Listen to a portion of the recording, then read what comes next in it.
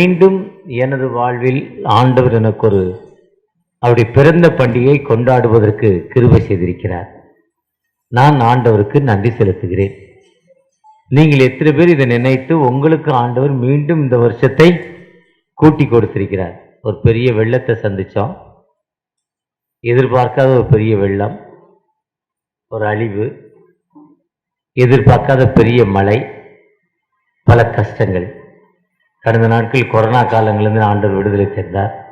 இந்த நாளில் இயற்கை சேதம், பெரிய வெள்ளம், அதாவது இயற்கை அழிவு. 2 நாட்கள் 17ஆம் தேதி இல்லை, 10ஆம் தேதி காலையில் ஆரம்பித்த மழை 18ஆம் தேதி வரையும் விடலை. 48 மணி நேரம் பெஞ்சிருக்கு. ஒரு 2 நிமிஷம் 3 நிமிஷம் விட்டு விட்டு. இப்படி ஒரு மழையை நான் பார்த்ததே இல்லை. ஆனால் இதுக்கு மத்தியில் ஒரு சராசரி மனிதனுடைய வாழ்வை கொடுத்து ஆண்டோடைய பிறந்த பண்டிகை கொண்டாட கிருபை செய்திருக்கிறார். ஆண்டவருக்கு நன்றி. எத்தனை பேர் ஆண்டவருக்கு நன்றி செலுத்துறீங்க?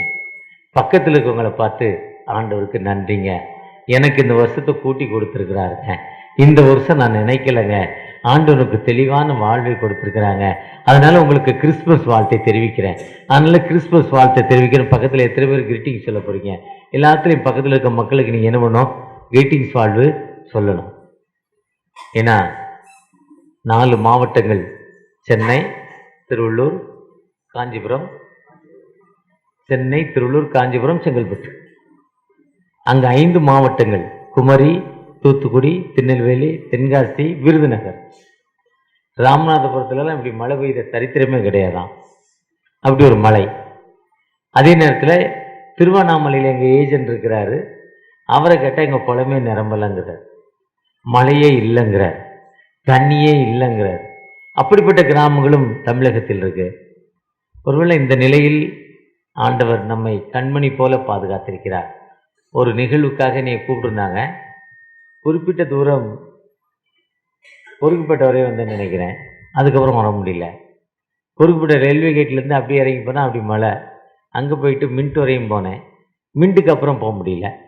கிட்டத்தட்ட எங்கள் வீட்டில் இருந்து பொறுக்கப்பட்ட ரயில்வே ஸ்டேஷனில் தான் மின்ட்டு போகிறதுக்கு 1.5 மணி நேரம் வந்திருக்கு. 1.5 மணி நேரம் கடந்து வந்திருக்கிறேன். மழைலாம் விட்ட பிறகு ஒரு புதன்கிழமை ஒரு கம்யூனியன் சர்வீஸ் நடத்துவதற்கு, ஆனால் முடியாமல் திரும்பிட்டேன். என்னால் போக முடியல. அதுக்கு எங்கே பார்த்தாலும் தண்ணி, வெள்ளம். ஆனால் ஆண்டவர் நம்மளோட அருமையாக நம்மை பாதுகாத்திருக்கிறார். அந்த ஆண்டவர் உண்மையாகவே ஜீவனுள்ள ஆண்டவர். அந்த ஆண்டவர் நினைப்பதற்கும் எண்ணுவதற்கு மேலான தகப்பன். அதாவது எனக்கு சொல்கிறாரு, நிமிஷம் கைவிட்டேன், இம்மைப்பொழுது கைவிட்டேன், ஆனால் என் இறக்கங்களாம் உன்னை சேர்த்து கொண்டேன். அற்பகாலம் உண்ட கோபம் மேலே எனக்கு இருந்துச்சு. நீ ஒரு தப்பு பண்ண, அந்த கோபத்தை நிமித்தம் இமைப்பொழுது கைவிட்டேன். மலைகள் விலகலாம், பர்வதங்கள் நிலை பெறலாம், என் சமாதானத்தில் விலகாதுன்னு சொல்லார். மலைகளே விலகி போகலாம், பர்வதங்கள் நிலை பெறலாம். அதுக்கு முன்னால் சொல்கிறாரு, நோவாவின் காலத்தில் உண்டான வெள்ளம் இனி பூமியில் உருவாகாது. எந்த இடத்துல சொல்லியிருக்கு பாரு சொல்லுங்க. நான் இந்த சொன்ன வசனம்லாம் ஒரே அதிகாரம் தான். ஏசாயா 54 அங்கே சொன்னாங்க. இங்கே யார் சொன்னா? ஏசாயா 54 எங்கே ஒருத்தர் சொன்னார். இங்கே சொன்னது யார்? ஏசாயா 54 அம்மா சொன்னாங்க. சொல்கிறாரு, உனக்கு விரோதமாய் உருவாக்கப்படும் எந்தவித ஆயுதமும். நம்ம எப்போவுமே நமக்கு விரோதமாய் கெச்சிக்கிற சிங்கம் போல் எவைகளை விழுங்கலாம் என்று கெச்சிக்கிற சிங்கம் வகை தேடி சாத்தான் வருகிறான். ஆனால் அதே தாவீது சொல்கிறாரு, நான் கர்த்தரை நாமத்தினால் சேனைக்குள் பாய்வேங்கிறார். கர்த்தரை எனக்கு முன்பாக வைத்திருக்கிறேன், நான் ஒருபோதும் do not shake me, நான் அசைக்கப்படுவதில்லை. ஏன்னா எனக்கு முன்பாக இருப்பது என் கர்த்தர். அந்த கர்த்தர் நம்மோடு இருக்கிறார். ஜெயம் கொடுக்கும் தேவனுக்கு கோடி கோடி ஸ்தோத்திரம், வாழ்வளிக்கும் ராஜாவுக்கு.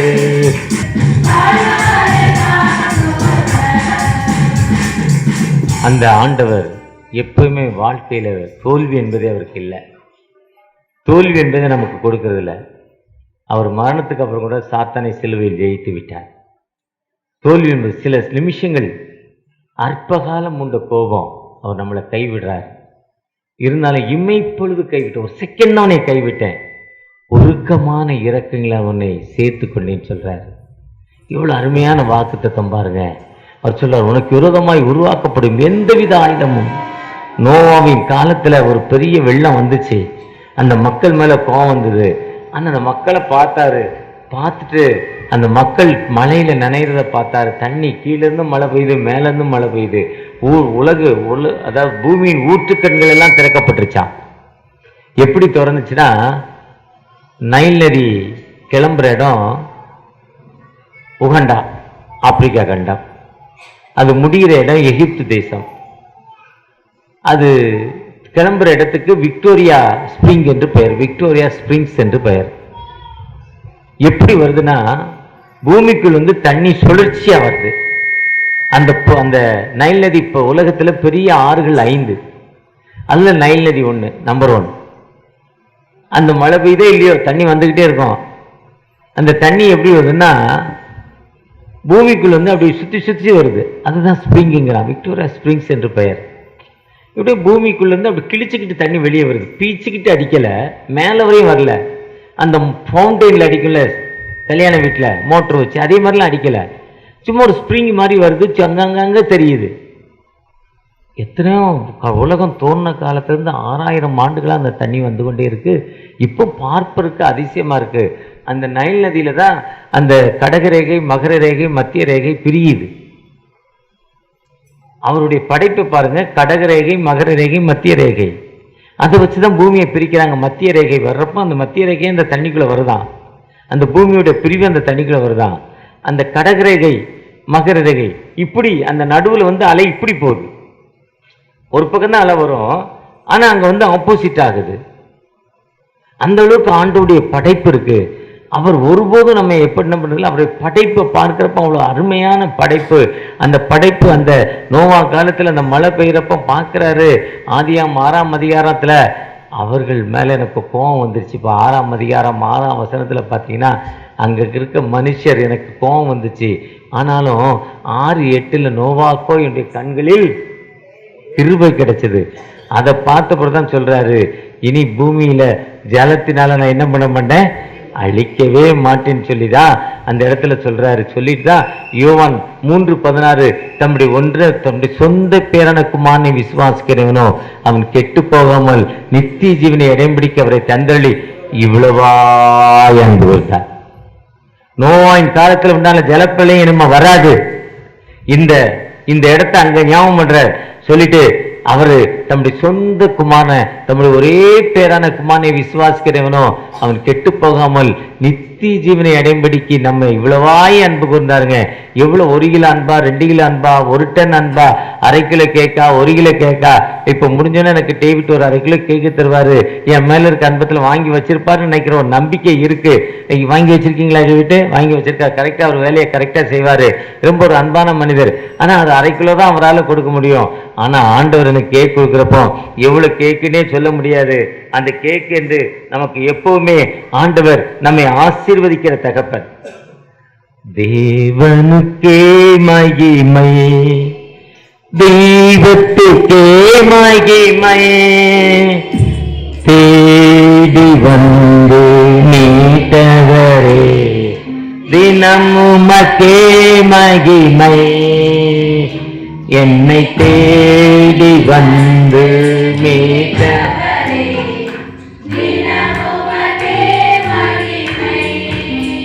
ஐயா வாழ்க வாழ்க உன்னாமம் வாழ்க. அவர் நம்முடைய குறைகளை தீர்ப்பதற்காக வந்திருக்கிறார். அதுக்குத்தான் அவருக்கு இம்மானுவேல் என்று பெயரிடுவாயாக. இம்மானுவேல் என்பதற்கு தேவன் Lord with us, God with us, Jesus with us. தேவன் நம்மோடு இருக்கிறார். நமது பாவங்களை ரட்சித்து நமக்கு மீட்டு கொடுக்கிறவர். அந்த நோவா காலத்துல பெய்த மழைய அவர் பிறக்க முன்னால் அந்த தீர்க்கன் சொல்றான். யோவான் 3ஆம் அதிகாரத்துல அந்த மனிதன் போய் ஞானஸ்தானம் கேட்க போறார். அப்பா நீ நல்லவர், நீர் வல்லவர். நிக்கதுமோ போய் ஞானஸ்தானம் கேட்க போறார். நீர் நல்லவர், நீர் வல்லவரப்பா, நீர் இவ்வளவுலாம் சொல்றீர, நான் பிறக்கன்னா என்ன செய்ய, நீ மறுபடியும் பிறக்க வேண்டும் சொல்றாரு. என்ன சொல்றாரு? யூ born againங்கிற, நீ மறுபடியும் பிறக்க வேண்டும். எப்படிப்பா நான் பிறக்க முடியுங்கிறப்போ, நீ பாவ மன்னிப்பு நிச்சயத்தை பெற்றுக்கொள்ளணும். அந்த மக்கள் பாவ மன்னிப்பு நிச்சயத்தை கேட்டாங்க. ஆண்டவர் பார்த்தாரு, எந்த மனிதனும் அழிவதுக்கு இல்லை, ஒரு குறிப்பிட்ட அளவு மழை பெஞ்சது. எங்கள் கம்பெனிக்கு போயிருந்தேன், இப்படி போனால் நேரே 9.9 கிலோமீட்டர், 10 கிலோமீட்டருக்கு 100 மீட்டர் கம்மி. இப்படி திரும்பினா எங்கள் ரோட்ல இருந்து எங்கள் வீட்டை விட்டு வெளியே ஆரம்பிக்கிற தண்ணி அங்கே வரையும் தண்ணியா. எப்படி போகிறதுனே தெரில. அங்கே தண்ணி கூடிக்கிட்டே இருக்கு, அழிஞ்சிக்கிட்டே இருக்குங்கிறான். எப்படியாவது போகலான்னு இன்னொரு ரூட்டு பீச் ரோடை பிடிச்சி போனேன். நேரே தண்டார்பேட்டை பிரிட்ஜ் ஏறி பீச் ரோடு போய், பீச் ரோட்லேருந்து எண்ணூர் போய், எண்ணூர்லேருந்து லைலாண்டை தாண்டி அங்கே ஒரு சிஎஸ்சி சர்ச்சுக்கு அதை தாண்டி லெஃப்டில் அந்த அந்த அனல் அந்த டெர்மினல்ஸ் இருக்குது, அங்கே அந்த அத்திப்பட்டு வழியாக ஒரு ரோடு போட்டிருக்கான். அந்த ரோடு வழியாக போனால் கிட்டத்தட்ட ஒரு 20 கிலோமீட்டர் நல்லா வந்துடுச்சு. அப்புறம் 6 கிலோமீட்டர் பார்த்தீங்கன்னா சாலை மறியல், தண்ணி, பல கஷ்டம், பல இன்னல்கள், செல்லு டவர் கிடைக்கல. அப்படி கஷ்டப்பட்டு போனால் ஒரு பெரிய லாஸ், ஒரு 35-40 லட்சம் ரூபாய் கிட்டத்தட்ட லாஸ். அப்படியே தண்ணி கூடிக்கிட்டே இருக்குது, தண்ணி ஸ்பீட் ஆகிக்கிட்டே இருக்குது, அதிகமாகிக்கிட்டே இருக்குது. அப்போ நான் அங்கேருந்து ஆண்டவர்கிட்ட, தகப்பனே தயவு செஞ்சு இந்த தண்ணியை நிப்பாட்டித்தாங்கப்பா.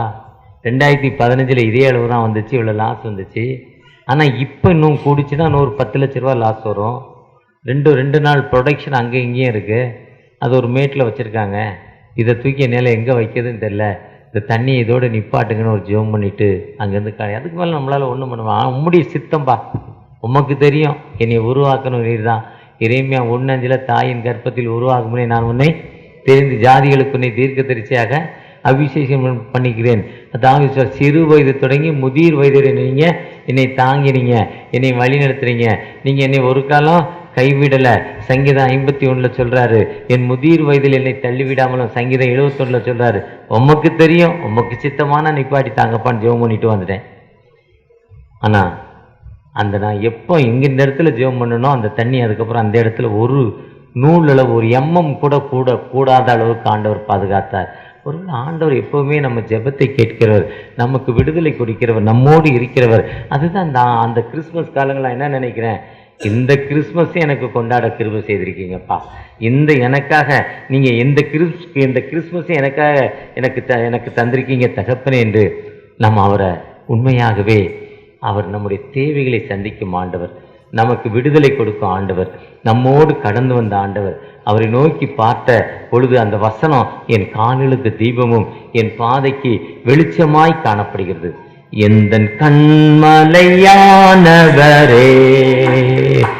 என்னை காக்கும் தெய்வம் நீரே. எந்தன் கண்மலையானவரே, என்னை காக்கும் தெய்வம் நீரே.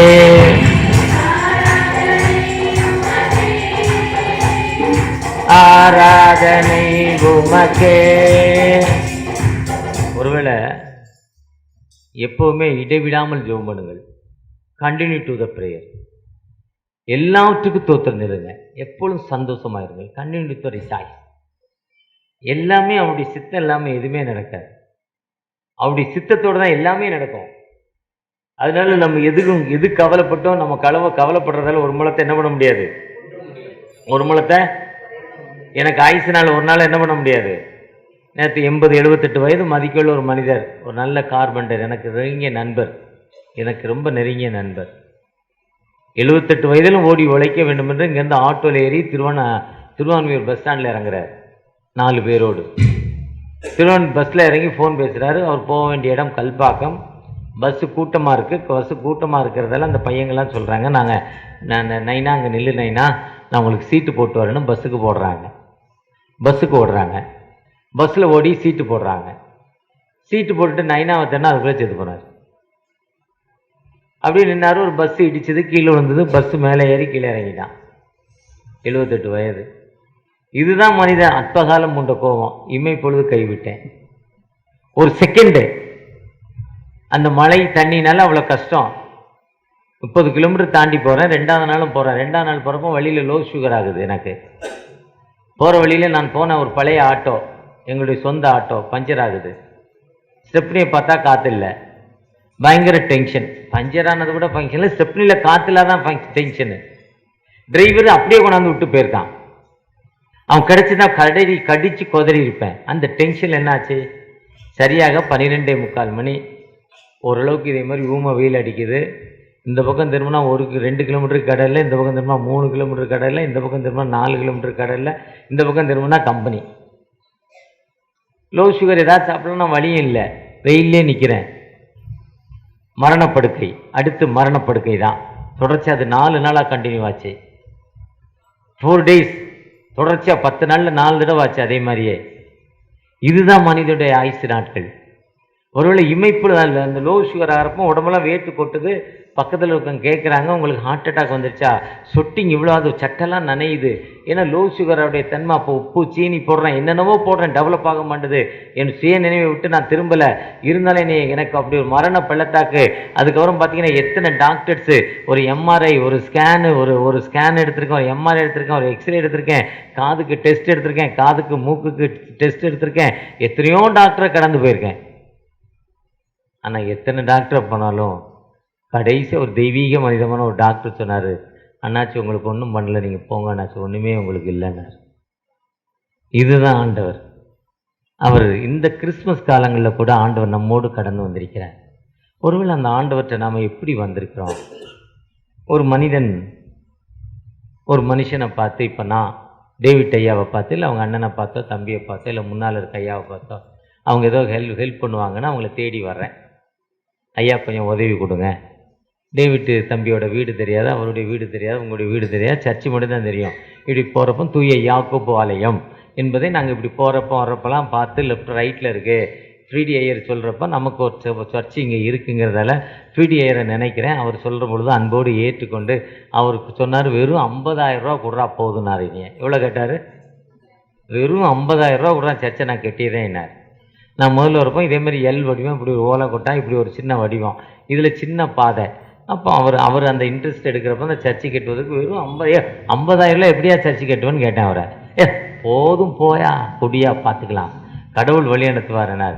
ஆனால் அவர் எவ்வளோ வாங்கினான்னு எனக்கும் தெரியாது, நான் எவ்வளோ கொடுத்தேன்னு எனக்கு தெரியாது, அவர் எவ்வளோ வாங்கினான்னு அவருக்கும் தெரியாது. ஆனால் வாங்கினதை நல்லா செஞ்சுட்டார். டேவிட்டை கணக்கு இருக்கான்னு எனக்கு தெரியல. ஆனால் ஒரு போகிறப்போ மன நிறைவு. ஒரு கோபுரம் இன்னொரு 4 அடி உயரம் இருந்தால் நல்லா இருந்திருக்கும் கோபுரம். அதில் ஒரு குறைவு எனக்கு, இன்னொரு 4 அடி இருந்திருக்கணும். இப்போ நல்ல சிலுவை மேலே வச்சுருக்கீங்க. நேற்று ராத்திரி பார்ப்போம், நேற்று ஒரு டிஎல்சி சர்ச்சு சர்வீஸ் முடிச்சுட்டு போகிறப்போ லைட்டு சீரியல், எவ்வளோ அருமையாக லைட் எரியுது, எவ்வளோ சந்தோஷம். அந்த ட்ரெயினில் போகிற லட்சக்கணக்கான மக்கள் அப்படி போகையில் வருகையில் இங்கேருந்து பார்த்தா ட்ரெயின் தெரியுது, அவங்களுக்கு தெரியுது, எவ்வளோ அருமையான லொக்கேஷன், பூமி. ஒரு திருப்தி இல்லை நமக்கு, எவ்வளோ பெரிய திருப்தி. இதே மாதிரி ஒரு ஆலயத்துக்கு இல்லை, அவங்கள தெரியும், அவங்கள பார்க்க வந்தேன். ஐயா எனக்கு ஒரு 1000 ரூபா பணம் கொடுன்னேன். டேவிட் சொன்னார், wait just a minute, I going to church, first my prayer.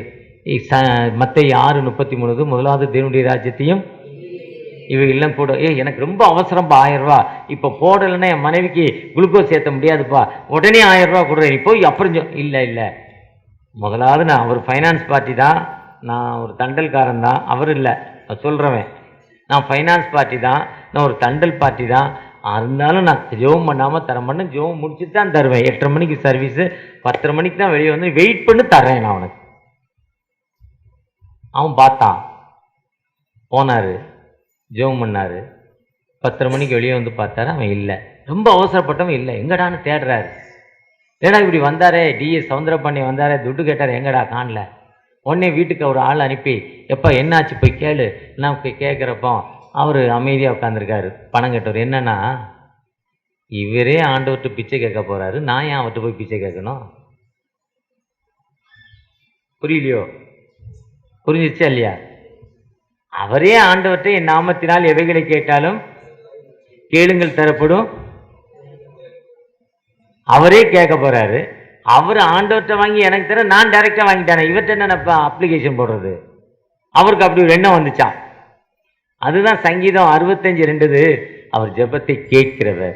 வாசிங்க 65:2 ரொம்ப தெளிவாக சொல்றாரு. அவர் யாரு? ஜெபத்தை கேட்கிற ஆண்டவர். அவர் ஜெபத்தை எப்பவுமே நம்ம ஜெபத்தை கேட்கிறவர். பாருங்க,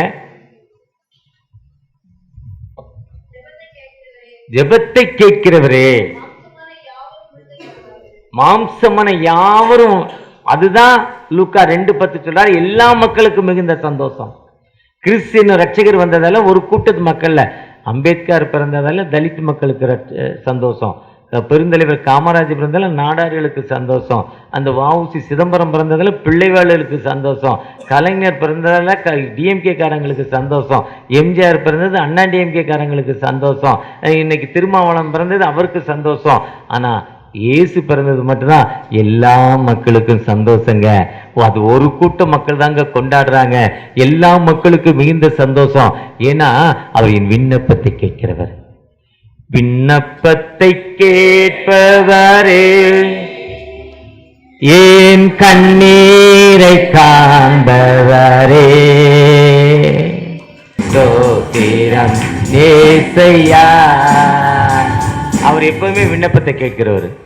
எப்படி கேட்கிறாருன்னா, அன்னாள், பெண்ணினாள், எல்கானா எல்லாத்துக்கும் தெரிஞ்ச சரித்திரம். பெண்ணாளுக்கு குழந்தை இருந்தது, அன்னாளுக்கோ 2 பேருக்கும் ஒரே கணவர். அவருக்கு 2 ஒய்ஃபு. முதல் ஒய்ஃபு குழந்தது, 2வது ஒய்ஃபு குழந்தை இல்லை. அப்படித்தான் நினைக்கிறேன். ஆனால் பெண்ணாள் அன்னாளுங்கிறத செகண்ட் ஒய்ஃபு நான் முடிவு பண்ணிக்கிறோம். அப்போ பெண்ணினாள் திட்டுறா, அற்பமாக நினைக்கிறா. சர்ச்சுக்குள்ள இப்போ இன்னைக்கு கிறிஸ்மஸ்ஸு, புது ட்ரெஸ் போய், எனக்கு கூட கிறிஸ்மஸுக்கு புது ட்ரெஸ் போட ஆசை இல்லை. காலையில் ஒரு அற்ப ஆசை, ஏன்னா ஒரு புது ட்ரெஸ் இன்னைக்கு இல்லை பீரோவில். இந்த வருஷம் ஃபுல்லாக ஒரு 10-15 சட்டை இருந்தது. போன வாரத்துக்கு முந்தின வரையும் போட்டு புது சட்டையே இருக்கக்கூடாதுன்னு காலி பண்ணிட்டேன். திடீர்னு காலையில் ஒரு ஆசை வந்துச்சு, புது ட்ரெஸ் போடணும்னு. புது ட்ரெஸ்ஸே இல்லை என்கிட்ட. அப்போ நான் போட்டிருக்க அங்கி பார்த்தீங்கன்னா 2 அங்கி தச்சு 1.5 வருஷம் ஆச்சு, உள்ளே இருந்தது கவர் வச்சு. சரி, ஒரு புது அங்கி எடுத்து போட்டுருன்னு போட்டுட்டேன். சர்ப்ரைஸ் எதே எடுத்து போட்டு வந்தேன்னா அது கிழிஞ்சிருக்கு. அது ஒரு இடத்துல கிழிஞ்சிருக்குங்க. இப்போ பண்டிகைன்னா நம்ம என்ன பண்ணுறோம், புது ட்ரெஸ்ஸு போடுறோம். பக்கத்தில் இருக்க சேலையை பார்க்குறோம், செயினை பார்க்குறோம். ஒரு சகோதரி எங்கேயா போயிட்டு வந்தால் எங்கள் கம்மல வேலை சரி சூப்பர் செயின் போட்டு வருவா. 450 ரூபா சம்பளம், ரொம்ப கஷ்டம். காலையிலேருந்து வந்ததில் நின்றுக்கிட்டே வேலை செய்யணும், கஷ்டம். 12 மணி நேரம். நல்ல செயின் வச்சுருக்கேன், ஏன்பா வேலைக்கு வந்தேன்? அட போனா, 10 ரூபா கொடுத்து கவரிங் போட்டேன்னா. அந்த அம்மா என்ன சொல்லிச்சு, 10 ரூபா கொடுத்து அங்கே போகணும், பார்க்க பிச்சைக்காரத்தனமாக இருக்கக்கூடாது. ஆனால் அப்படி செய்யணும். நம்ம என்ன பார்க்குறோம் இன்னைக்கு, வேடிக்கை பார்க்குறோம். அதே மாதிரி தான் அடுத்தவங்களை நம்ம ஏளனமாக பார்க்குறோம். அவங்க நம்மளை ஏளனமாக புது ட்ரெஸ் போடல. ஏன்னா நான் சின்ன பிள்ளையில இதெல்லாம் நான் அனுபவித்த ஒரு உண்மை. எனக்கு புது ட்ரெஸ் இல்லாத காலங்களில் நான் அனுபவித்த உண்மை வாழ்க்கையில். இப்போ தான் ரெடிமேடு ட்ரெஸ்ஸில் ஸ்மெல் வர்றதில்ல. முன்ன ஸ்மெல் வரும் தச்சு போட்ட ட்ரெஸ்ஸில். ஆனால் எனக்கு இல்லையேங்கிற ஒரு ஏக்கம் எனக்கு இருந்துச்சு. ஆனால் எனக்கு இல்லைனாலும் இன்னைக்கு நான் இதுவரை கிட்டத்தட்ட ஒரு 1000 பேருக்கு ட்ரெஸ் கொடுத்துருக்கேன். எனக்கு அதை நினச்சி ஒரு மன நிறைவு இருக்குது. அதே மாதிரி தான் அடுத்தவங்களை நம்ம ஏளனமாக பார்க்குறோம். பெண்ணினால் ஏளனமாக தான் பார்த்தாங்க. என்னப்பா ஏளனமாக பார்க்குற, எதுக்கு பார்க்குற? உனக்கு குழந்தை இல்லை, நீ ஒரு குட்டு. குழந்தை இல்லாத பொம்பளை யாரும் முன்னால விடுறதில்ல, புருஷன் இல்லாதவளை முன்னால விடுறதில்ல. இது நமது சமூகம். எவ்வளவு குட்டு. ஆனா லேவியராமல சொல்றப்போ, உன் தேசத்தில் மலடு, யாத்ராமத்தை தேசத்தில் மலடு இருப்பதில்லை, உன் தேசத்தில் கற்பத்தின் கனி கீழே விழுவதில்லை வேதம் சொல்லுது. அந்த அம்மா ஏளனமா பேசிச்சு. அதே நேரத்தில் எல்கானா வந்தார். ஏன் அழுகிற? நான் உனக்கு ஒரு குழந்தை இல்லையா? நான் உனக்கு வாழ்வு கொடுக்கறியா? நீ ஏன் அவளை பற்றி கவலைப்படுற? உனக்கு ரெட்டத்தனையான பங்கு தர்றேன். இந்த ஸ்வீட்டு 1 கிலோ ஸ்வீட் உனக்கு 2 கிலோ ஸ்வீட் தரேன். அவளுக்கு 1 சேலை உனக்கு 2 சேலை வாங்கி தரேன். உனக்கு ரெட்டத்தனையான ஆசீர்வாதத்தை கொடுக்குறேன். அவர் ஆசீர்வாதத்தை கூறினார். ஆனால் அது மனை நினைவு இல்லை. அந்த அம்மா நேரே வந்தாங்க. 1 சாமுவேல் 1ஆம் அதிகாரம் 11வது வசனத்தில் ஜெபம்றாங்க. என் சிறுமையை கண்ணோக்கி பாருங்கிறார். எல்லாம் ஒண்ணுதான். 1 சாமுவேல் 1ஆம் அதிகாரம் 11ஆம் வசனம். திருமணத்திற்கு தேவையான ஏற்பாடுகள் செய்தோம், தேவையான பணம் வசதி இல்ல, நல்ல மாப்பிள்ளை வரல, கைவிடப்பட்ட நிலைமைப்பா. நான் என்ன செய்வேன்? ஏக்கத்தோடு ஜெபித்து கொண்டிருக்கலாம். அன்னாலை போல கைவிடப்பட்ட தங்கச்சி பார்க்கலாம். ஏளனமா, நீ படிச்சியே, நீ பட்டாதாரி அணியே, நான் படிக்கல, ஆனா எனக்கு கடவுள் பாரு எவ்வளவு சுதந்திரத்தை கொடுத்திருக்கிறார். உனக்கு சுதந்திரத்தை கொடுக்கல, உனக்கு இவ்வளவு வேதனையை கொடுக்கிறார். ஏளனத்தோடு நம்மை பார்க்கலாம். ஆனா நம்முடைய அப்பா அம்மா நம்முடைய சகோதரி மற்றவங்க நம்ம தேற்றலாம். ஆனா வானத்தை பூமி மறைத்த தகப்பட்ட அந்த அன்னாள் ஆலயத்துல போய் ஜெபிக்க ஆரம்பிச்சாங்க. ஆலயத்துல போய் ஜெபிக்க ஆரம்பிக்கிறப்போ ஒரு விடுதலை கிடைச்சது, ஒரு வாழ்வு கிடைச்சது. ஏன்னா அவர் நீதியை செய்கிறவர். அந்த சங்கீதம் 85 சொல்லுது, அவர் வல்லமையுள்ளவர், ரட்சிக்கிறவர். ஏன்னா அவர் வாழ்வு கொடுக்கிற தகப்பன் சொல்றாரு. அந்த தகப்பன் நம்ம 85 கர்த்தராகிய தேவன் விளம்புவது அவர் நம்முடைய ஜனங்களுக்கும் தம்முடைய பரிசுத்தவான் சமாதானம் கூறும் ஆண்டவர். யார் அவரு? அதுக்குத்தான் அமைதியின் அரசராய் சமாதானத்தின் அரசராய் ஏசாயா 9:6 இந்த உலகத்துல வந்தார். இம்மானுவேலராக நம்மோடு இருப்பதற்காக வந்தார், ரட்சிப்பதற்காக வந்தார். தம்முடைய ஒரே பேரான குமாரனே விசுவாசிக்கிற எவனோ அவன் கெட்டு போகாமல் நித்திய ஜீவனை இடம்பிடிக்கு அவரை தந்தள்ளி இவ்வளவாய் உலகத்தில் அன்பு கூர்ந்தார். 15ஆம் வசனம் சொல்றாரு, யோவான் 3:15 தன்னை விசுவாசிக்கிற எவனோ அவன் கெட்டு போகாமல் நித்திய ஜீவனை அடையும்படிக்கு. யார் அவரை விசுவாசிக்கிறோமோ, யார் அவரை நோக்கி பார்க்கிறோமோ அவங்க கெட்டு போறதில்லை, நித்திய ஜீவனை அடைவாங்கன்னு வேதம் சொல்லுது. இன்னைக்கு கொடுக்கப்பட்ட வாக்கு தத்தங்கள் லூக்கா 2ஆம் அதிகாரம் அறுப்புல ஏசாயா 9 சொல்றாரு, அறுப்புல அறுக்கிறப்போ எவ்வளவு வசதி இருக்கும். அந்த ஜாதியை திரளாக்கி முன்னேத்து பாலிமர் நியூஸை பார்த்தேன். இவ்வளவு ஆழத்துல ஒருத்தர் வயல்ல நின்று செடியை பிடிங்க காட்டுறாரு. எங்க செடியெல்லாம் மூழ்கி போச்சு. 2 நாள் மூழ்கிச்சுன்னா அந்த செடி அழிக்கிறோம், அந்த நெல் செடி வராது. குருத்துக்கு மேல 2 நாள் 1 நாள் தண்ணின்னா அந்த செடி அழிக்கிறோம். நெல் செடி தண்ணிக்குள்ளே தான் இருக்கும். ஆனா அப்படி விதைக்கிறப்போ கண்ணீரோடு விதைப்பானாம். சங்கீதம் 126 பார்த்தீங்கன்னா தெரியும். கண்ணீரோடு விதைப்பானாம். அறுத்துட்டு வரப்போ விதைக்கிறப்ப எவ்வளவு விதைச்சான்? எவ்வளவு? 1 மூட்டை நெல். அறுக்கிறப்போ 100 மூட்டை, 99 மூடை. அதுதான் அதே மாதிரி அந்த ஜாதியை திரளாக்குறார். அண்ணாளுடைய ஜெபம் கேட்டு அந்த ஜாதி என்ன பண்றாரு? திரளாக்குறார். அரிப்பில் மகிழ்கிறது போல. ஒருவேளை ஆண்டவர் நமக்கு எல்லா நிலையிலும் நம்மை ஆசீர்வதித்து நமக்கு விடுதலை கொடுப்பதற்காக அந்த உலகத்திற்கு வந்தார். ஆனா அவருடைய எபேசியர்ல 1ஆம் அதிகாரத்துல சொல்றப்போ தெளிவா சொல்றாரு. 14ஆம் வசனத்துல அவருக்கு சொந்தமானவர்கள் அவருடைய மகிமைக்கு புகழ்ச்சியாக மீட்கப்படுவார்கள். யாரு அவருக்கு சொந்தமா இருக்கமோ அவருடைய மகிமைக்கு புகழ்ச்சியாக நாம் என்ன பண்ணுவோம்? மீட்கப்படுவோம். ஒருவேளை நான் 40 lakhs லாஸ்ன்னு சொல்றேன். ஆனா 40 lakhs ஆண்டவர் எனக்கு ஒரு 10 நாள்ல திரும்ப கொடுத்துட்டார். இன்னொரு வகையில இன்னொரு 10 நாள்ல இன்னொரு 40 லட்சம் கொடுத்துருவாரு. அப்ப டபுள். ஒருத்தர் ஒரு குருவாரனுடைய தம்பி ஒரு விவசாயம் பண்றார். டாக்டரேட் முடிச்சு ப்ரொஃபஸரா இருக்கிறார். கவர்மெண்ட் 2.25 லட்சம் ரூபாய் சம்பளம். அவரு களக்காடு பக்கத்துல மஞ்சி விளை ஒரு 100-150 ஏக்கர் வச்சிருக்காரு. அந்த ஏரியா ஃபுல்லா வாழை தான் போடுவாங்க. மலை அடிவாரம். வருஷத்துல ஒரு முறை காத்தடிக்கும், பாதி வாழை கீழே விழுந்துரும். காத்தடிச்சோன்னா வாழெல்லாம் கீழே விழுந்துரும். பெரிய நஷ்டம்னு சொல்லுவாங்க. நான் அவர் சொல்றாரு, 100 வாழை கீழே 100 வாழை வச்சிருந்தாங்க, 50 வாழை கீழே விழுந்துட்டுங்க, 50 வாழை நஷ்டம் தாங்க.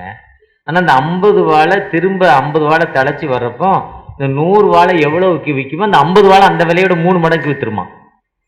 இல்லாத டிமாண்ட் வந்துருது இல்ல. அந்த டிமாண்ட்ல 1 ரூபா பழம் என்ன ஆகுது? தக்காளி விற்கலையே 120 ரூபாய்க்கு, சீரழிகிறப்போ கிலோ 5 ரூபாய்க்கு விற்கிது இல்ல. அதுதான் உன் ஜாதியை திரளாக்கி நீ அரிப்பில் மகிழ்கிறது போல. தெளிவா சொல்றார். என் ஜனங்கள்ங்கிறார். எபேசியர் 1ஆம் அதிகாரத்துல சொல்றார். ஒருவேளை அந்த ஆண்டவர் நமக்கு சந்தோஷத்தை கொடுப்பதற்காக அந்த உலகத்திற்கு வந்தார். நீங்கள் சந்தோஷம் குறைவா வந்திருக்கிறப்போ கவலைப்படாதீங்க. அந்த ஆண்டவர் நம்மோடு கடந்து வந்திருக்கிறார். அந்த ஆண்டவர்கிட்ட தகப்பனே எங்களோடு வாங்கப்பா, எங்களை ஆசிர்வதிங்க, உங்களுடைய கிருபை எங்களுக்கு தாங்க தகப்பனே என்று அவர் நோக்கி பார்ப்போம்மா. எங்களுடைய ஜெபத்தை கேளுங்கப்பா. எங்களுக்கு ஜெபத்தை நாங்கள் ஜெபிக்கிறோம். எங்களுடைய விண்ணப்பங்களை கேளுங்க. தூய யாக்கோபு ஆலயத்தில் மக்கள் எங்களை ஆசிர்வதிங்க. ஒரு விசை கூட மனமிருங்கன்னு. அறுவடை மிகுதியாலோ இல்லை, அன்பரின் கதறல் கேட்டிடுதே.